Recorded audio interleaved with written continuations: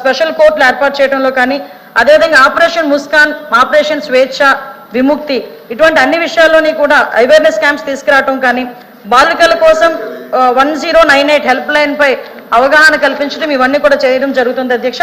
అదేవిధంగా అధ్యక్ష మనందరికీ తెలుసు, ముఖ్యంగా మీరు థర్డ్ క్వశ్చన్ అడిగారు అధ్యక్ష, action taken by government against those responsible అని.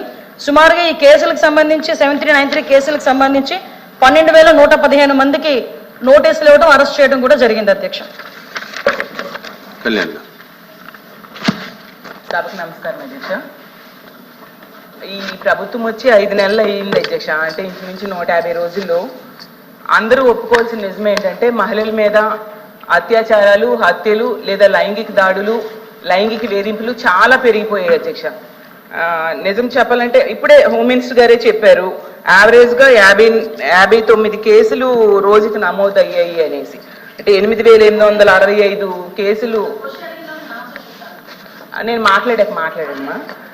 అయితే ఇన్ని ఎక్కువ అంటే గంటకి ఇంచుమించు 2-3 మహిళల మీద ఇలాంటి వేధింపులు, అత్యాచారాలు, హత్యలు ఇలా జరుగుతున్నాయి అనేసి మనకు ప్రభుత్వమే చెప్తుంది అధ్యక్ష.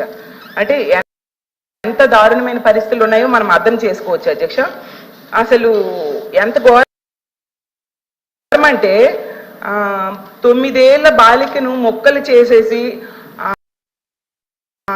అత్యాచారం చేసి మొక్కలు చేసేసి ఒక నదిలో విసిరేశారు అధ్యక్ష. 4 నెలల పైన అయింది ముచ్చుమరిలో. ఇప్పటికి కూడా కనిపెట్టలేకపోయింది ప్రభుత్వం అధ్యక్ష. అలాగే 3.5 ఏళ్ల పాపని అత్యాచారం చేసి దారుణంగా కొరికేశారు అధ్యక్ష. అలాంటి ఆమెని చంపేసి విసిరి పడేశారు అధ్యక్ష. మనం చూసాం నగరి కాన్స్టిట్యున్సీలో. అలాగే హిందూపురం కాన్స్టిట్యున్సీలో అత్తా కోడళ్ళ మీద గ్యాంగ్ రేప్ అధ్యక్ష. అలాంటిది అసలు మన రాష్ట్రంలో చాలా రేర్ సంఘటనలు అధ్యక్ష. అలాగే నర్సరీలో పనిచేసే మహిళను